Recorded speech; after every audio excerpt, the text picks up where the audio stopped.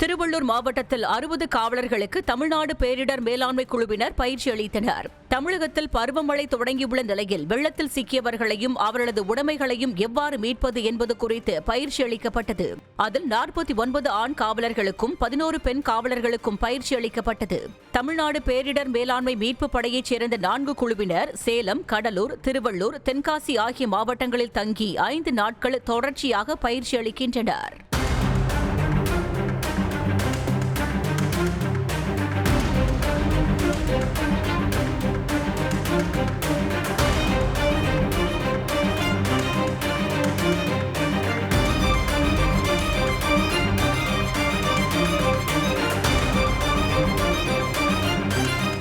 திருவள்ளூர் மாவட்டத்தில் இருக்கிறோம்.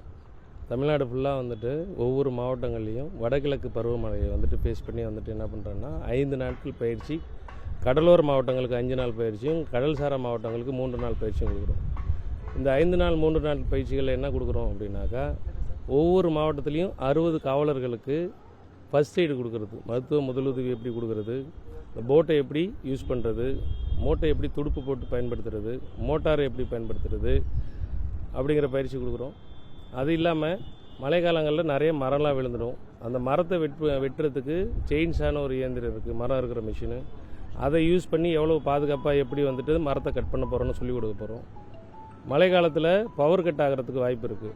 இப்போ கரண்ட்டு போயிடுச்சுன்னா ஒவ்வொரு மாவட்டத்துலேயும் இந்த டவர் லைட் ஒன்று இருக்குது. அந்த டவர் லைட்டை இயக்கி வெளிச்சத்தை உண்டாக்கி நம்மளோட மீட்பு பணி எந்த வித ஒரு தொய்வு இல்லாமல் மேற்கொள்கிறதுக்கு அந்த லைட்டை எப்படி இயக்குறதுன்னு சொல்லிக் கொடுக்க போகிறோம்.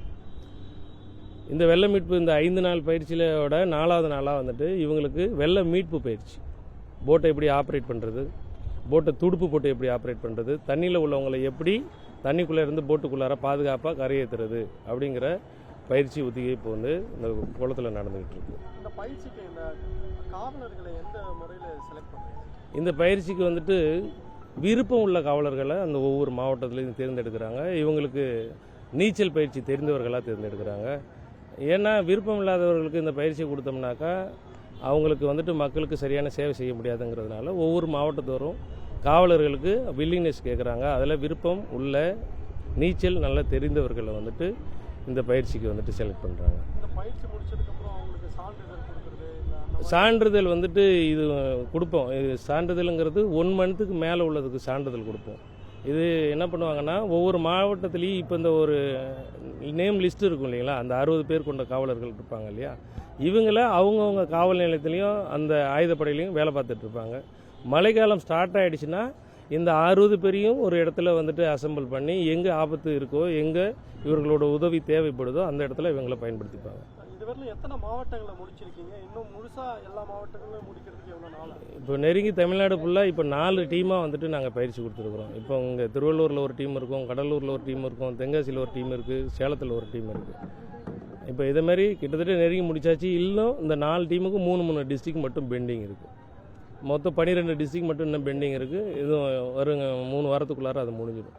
இது கடலோர மாவட்டங்கிறதுனால இவங்களுக்கு 5 நாள், கடல் இல்லாத மாவட்டங்களுக்கு 3 நாள் தான் கொடுக்குறோம். ஏன்னா அந்தளவுக்கு மழையின் தாக்கம் கம்மியாக இருக்கும் அப்படிங்கிறதுனால அவங்களுக்கு 3 நாள் கொடுக்குறோம். சேம் இதே ரொட்டீன் ஒர்க்கு தான். செய்திகளை உடனுக்குடனும் துல்லியமாகவும் தெரிந்து கொள்ள சப்ஸ்கிரைப் பண்ணுங்க.